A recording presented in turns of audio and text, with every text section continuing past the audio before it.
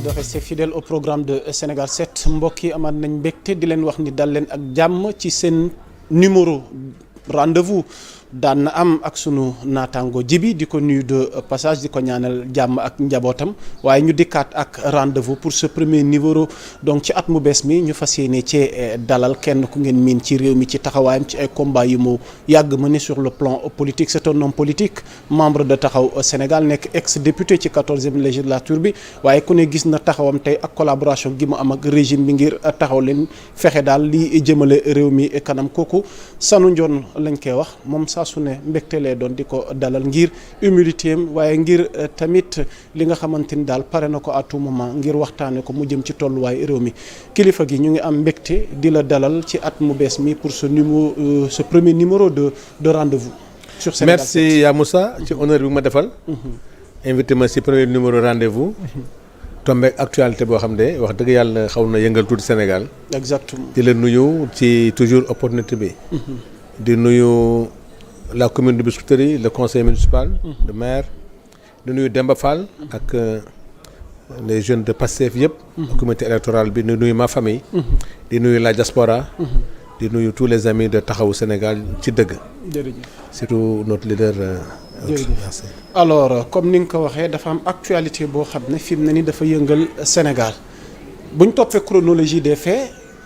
dafa am benn communiqué tukkee ci parquet financier bu njëkk a dugg mais boobu kenn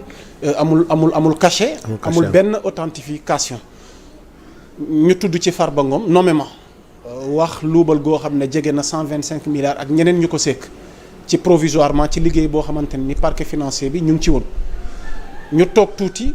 communiqué bu officiel bi génn ci cachet li nga xamante ne moom mooy parquet financier bi ñu xamal ñu ne 125 milliards luubal nañ ko gum ndax liggéey bi mi ngi dox di wéy boobu nag tudduñu ci Farba Ngom ñu wax ne ay nit ñoom ñoo orchestré seeni ay mbir ba luubal li ni mel ñu toog tuuti ñu daal di jot li nga xamante ne moom mooy bataaxal tukkee ci assemblée. convocation maanaam des membres de la conférence des présidents sont convoqués en réunion ci mardi 14 janvier 2025 bi ci 17h ci salle Marie-Joseph Diallo bu nouveau bâtiment ordre du jour bi mooy calendrier de travail pour l'examen d'une affaire en instance mu mel ni sax ñu ngi lay jaajëfal ci sa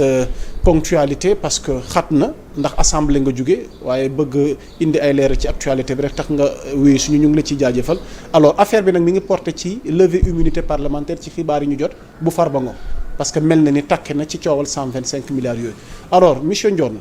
bu ñu dikkaatee ci boobule xibaar cette affaire là ci xaalis gu toll noonu te tàmbali la rek ndax am na yeneen yu des ñu tudd ci Farba Ngom ba ñu war a lever immunité parlementaire am nag yoon war a def liggéeyam noo jàngatee bi la affaire.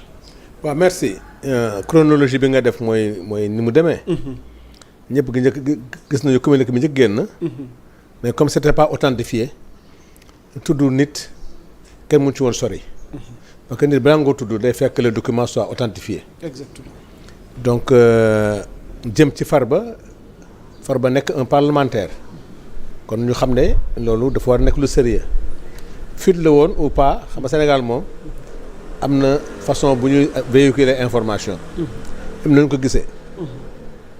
bi communiqué officiel bi génnee. ñëpp d'accord ne waaw lii moom am na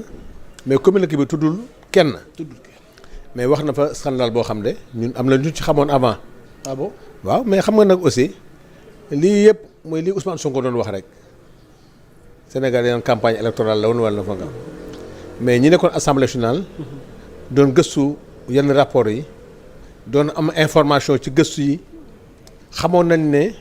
li tax ñu doon yàkkam di def la haute cour de justice le pôle financier aussi xamoon ne le pôle financier yàgg na def enquête parce que dossier yu yàgg la da di pouvoir bi ñëw dafa nekk dans l'exécution dafa génne dossier yi mais bii li nga wax ci procédure effectivement pour que sénégalais yi xam ne ba heure bi ñuy wax la procédure est normale parce que bu dee Farba Ngom député la depuis vendredi ñu saisir Assemblée nationale pour une affaire en instance noonu lay demee exactement. d'autres auraient souhaité que ñu libaler ordre du jour bi précisément mais affaire yu mel nii c'est comme ça c'est pour garder rek la sérénité du travail jusqu'à la convocation du bureau parce que li war a tax ñu xam ko mooy ji nga procureur bu soxlaa député pour déglu ko il faut mu am autorisation assemblée nationale loolu mooy tax ñuy dem di indi limin le procureur mënul déglu benn député lu dul flagrant délit ci procédure yi te demandé wul autorisation assemblée autorisation boobu nag mooy tax moom mu jaar par le ministre de tutelle le ministre de la justice qui saisit le président de l'Assemblée nationale depuis vendredi ñu ko saisiré foofu nag sénégalais yi aussi war a xaw a prudent mooy c'est pour entendre un parlementaire mais pas pour condamner un parlementaire te loolu pourquoi moom avantage mooy ministre bu ñëwee parce que tey le bureau est saisi la conférence des présidents se réunit après la conférence des présidents va établir le calendrier de rencontre c'est-à-dire la commission des lois qui va examiner le fond de la demande du ministre de la justice après bu ñu paree dem plénière mais l'importance de la commission du rek dañoo bëgg a déglu tel député nga ñëw la ñu jébal ko déedéet ministre bu ñëwee en commission des lois wax lu tax ñu soxla député bi pour ko entendre dinañ ko laaj ci lan la ko bëgg a entendre. donc dina def benn exposé des motifs. exposé des motifs tu as trouvé le mot il fait un exposé des motifs fait yi nga xam ne moom la ñu yaakaar ne moom la ñuy toppee que député bi mu expliquer lépp permettre aux parlementaires de poser toutes les questions possibles bu poser questions yi nga xam ne nag yëpp c'est des questions pertinentes yoo xam ne war na ministre bi répondre pour permettre maintenant aux parlementaires ak son avocat qui sera un député bu koy assister il y aura un député bu koy assister nekk son avocat kooku moo koy défendre ci yedd yi mais li tax mu arranger député nii c'est pas une chose bu grave xam nga aussi on est dans un pays boo xam ne on parle déjà de règlement de compte. non pas de règlement de compte xam nga aussi soo ma ko mayee rek parce que forum civil génn na. mais forum civil am na ay personnalités politiques yi génn. ku mel ni Ibrahima Amidou Dème jàpp nañ ne am nañ mbetteel vraiment ci démarche bi nga xamante ni moom la régime bi bëgg a procéder. non mu mel ni dañoo bëgg delluwaat sax Amidou Dème dem na sax ba comparer parquet financier bi à la CREI. non ça n'a rien à voir avec CREI. alors qu'est-ce qu'il faut comprendre. mais xam nga man société civile. ak képp kuy homme de droit xam nga fan nga waroon a alarmé wu. bi Farba ñëwee ci assemblée nationale attention Farba moo wax Farba wax na Ousmane Sonko wax na Farba ñëw na assemblée ne ñaari yoon attends assemblée nationale nag du yëfu caaxaan c'est là-bas où on vote les lois c'est là-bas où on évalue les politiques publiques c'est là-bas qu'on vote les lois de règlement toutes les lois fa lañ koy voter CREI pôle financier yëpp assemblée nañ ko voté bu Farba Ngom te ñëwee ci pupitre assemblée nationale addina yëpp di ko déglu mu ne man jël naa le ministre Thierno Alassane jël na te du weddi man jël naa où est la société civile waxoon na ko sax ci jotaay waxtaan Aïssatou Diop Fall sur les zones beneen bi mu waxaat ko Mimi Touré encore waaw day kaful yàlla xam foofu dans un pays normal mais Farba doon ko woo laaj ko mais Farba li nga jël lan la un parlementaire donc Farba moo ne man jël naa est-ce que da ko doon wax day kaf est-ce que da koy wax pour leneen ak leneen yàlla rek a xam donc buñ ko woowee tey pour déglu ko xëy na loolu ci la bokk yàlla rek a xam xëy na aussi du pour tuumaal ko xëy na gis nañu loo xam ne turam mu ngi ci wala ku ko tax mu ngi ci ñu woo ko ne ko lii nu mu demee mais woowuñu ko pour wax na ko lii yaa ko def donc nit ñi il faut qu'il soit serein Sénégal mu ñu wax nañ def la réduction des comptes nañu def nii leen def nii bu ñu wooyee un politicien rek ñu ne règlement de compte déedéet c'est pas un règlement de compte muy Farba Ngom muy Sanu Dione muy député bu mu munti doon buñ la dégloo nga am argument yoo xam ne yu waree ne yow defuloo Sénégal yi yëpp xam li ñuy ñaan rek mooy qu'il y ait de la transparence dans cette histoire-là. Mais wax dëgg yàlla li fi Farba wax yëpp def na émission ak Maïmouna Ndour Faye def na yeneen émission pour wax ay affaires yu bëri même la commission bi nga xam sax moo yor le premier foncier am na moom lu mu si jot a wax donc lii affaire bu garaaw la donc moi j'imagine que ne s'il est convoqué pour lever son immunité parlementaire c'est en vérité pour leeral il n'a jamais été dit que moo def wala deful mais nag tey moom chance am tey mooy pour seetal daram mu wuram wuy jël le procureur avec la limite avec nag mais parlementaires yi aussi balaa ñu ko jébbal procureur dinañ ci am information yu leer lu war a tax ñu jébbal ko bu ñu joxul la commission des lois moo joxe un avis wala la plénière bi nga xam moo ko adopté bu ñu la joxul argument yu tangible yu war a tax ñu jéggal ko procureur ñoom aussi duñ ko def mais defe naa ne pour une bonne gouvernance pour la transparence en tout cas de ce qui est sur la table nañ ko dem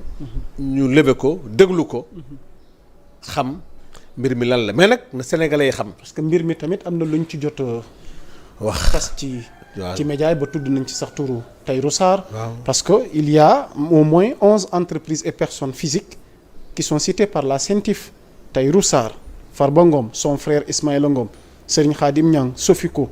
SCI Haba, SCP Doworo, Canton Investment, SASU, SCP Tidjania, SCI Diamalay, groupe immobilier suisse. moo tax ñu ne le procureur du parquet financier a finalement demandé au ministre de la Justice de saisir l'Assemblée pour la levée de l'immunité parlementaire de Farba Ngom. Le garde des Sceaux a introduit la requête. Celle-ci devrait être présentée au bureau mooy ci kanam ndaje bi nga xamante ni daanaka war na tàmbali sax ndax fii ak. commencé na. waaw kon ok gis nga fa laa jógee. gis nga le parquet financier. actuellement ni naka la assemblée bi nga jógee di waajalee ndaje googu. ñu ngi koy waajalee quand même sereinement wax dëgg yàlla. et puis ay nit yoo xam ne parce que tey la commission des lois nga safula le bureau de l'Assemblée c'est des gens très responsables muy Farba Ngom muy keneen après tout ñu ñëpp ay mbokk lañu. kenn yéenewul nit lu bon. moi je sais que en âme et conscience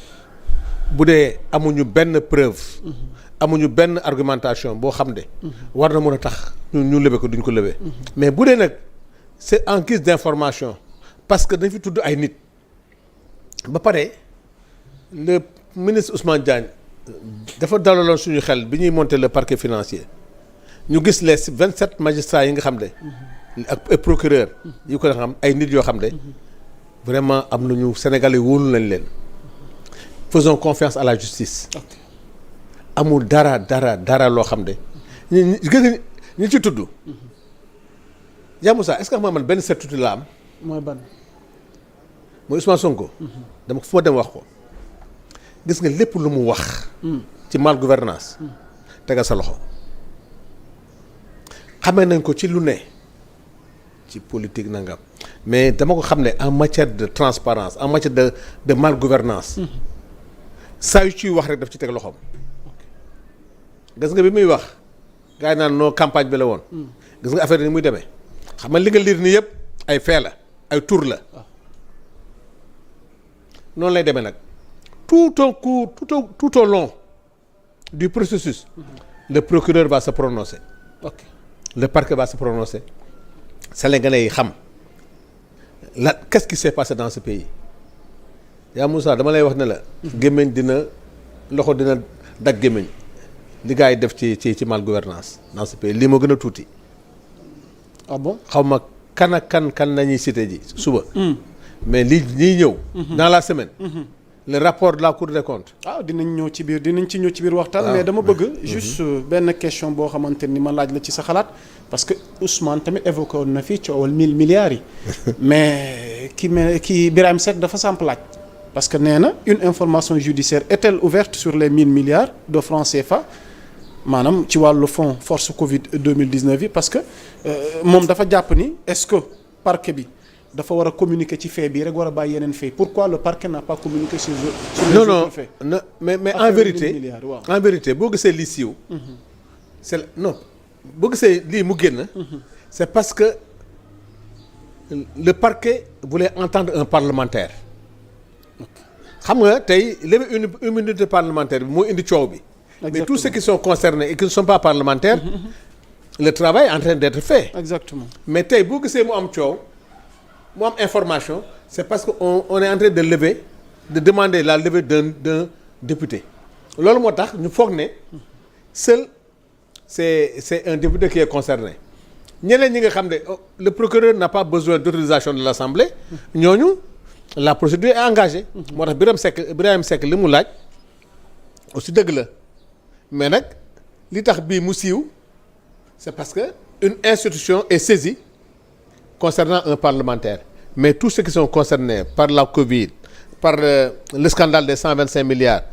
le scandale du foncier tout cela je vous assure que le travail a été minutieusement préparé documents preuves à l'appui que tout le monde sera entendu dama naa la lii moo gën a tuuti ci lii ñëw dans la semaine donc di dalal parce que li ñuy bañ mooy mu nekkoon règlement de compte boo xam ne comme Karim Wade comme Khalifa Sall loolu moom plus jamais dans ce pays tous ceux qui seront concernés par rapport au blanchiment de l'argent par rapport à la malgouvernance yaa Moussa jàppal ne mais nag ça n'empêchera pas au pays de travailler de ñi ko war a gérer ministère de la justice ministère des finances primature déjà ñu ngi leen di jiiñ instrumentalisation. bon instrumentalisation mais xam nga pourquoi chaque fois qu'on interpelle un homme politique ñu ne instrumentalisation yow fexeel ba li ñuy wax bu mu nekk dëgg tu penses que dans ce pays là ak levée de conscience bi am di nga fi téye nit te indiwoo preuve dama ne le parquet financier. Quel est l'avis du juge Dème qui a posé cette thèse. waaw xam nga c'est un professionnel dans émérite une démarche d'instrumentaliser. non moom xëy na crainte la pour moom loolu lay ragal parce que moom il a toujours prôné pour l'indépendance de la justice le juge Dème nit ku dëggu la gëm nañ ko li mu yaakaar am na ci droit parce que Sénégal noonu la demee mais pour lui dire que ne qu'on ait tous confiance à Ousmane Diagne qu'on ait tous confiance à la justice du pays mais xam naa ne pour ces dossiers à venir ce sera des preuves à l'appui ay kayit la yu ñu teg preuve képp koo xam ne Sénégalais yi di suivre dossier par dossier képp koo xam ne sa loxo set na je pense que dara du ci am maintenant c'est des hommes politiques c'est des hommes d'affaires c'est des directeurs de société ñëpp ñoo xam ne seen loxo laal na ci je pense que le Sénégal a intérêt à ce que ay prison yooyu du solution problème mooy xaas bi ku fi jël xaas boo warul jël nañ ko récupérer waat defaat ko au niveau du trésor. parce que daanaka ci sax yeneen xibaar yi boo xoolee le fond de ce problème là ci coowal koppar yi foncier moom moo nekk à la base. alors la question du foncier au Sénégal déjà gis nañ directive yu tukkee ci Ousmane Sonko am na lu mu kase lu bëri ci yenn zones yi nga xamante ni ñoo nekk Dakar ci wàllu suuf ngir ñu arrêté yenn tàmbali lu jëm ci wàllu liggéey di tabax noo xalaatee tey ce débat sur le foncier ak législature bu bees gi nu am au moins ñu aller ci assainir maanaam secteur yu ni mel parce que coow yu bëri daanaka coowal suuf lay doon moom mooy nekk à la base. yaa Moussa c'est rétablir une justice sociale yaa Moussa Sénégalais yi dañoo sonn. di gën a sonal Sénégalais yi. particulièrement les travailleurs. mooy suuf. jë nga la première mesure du gouvernement. mooy le problème du foncier. comment peux-tu admettre benn doomu aadama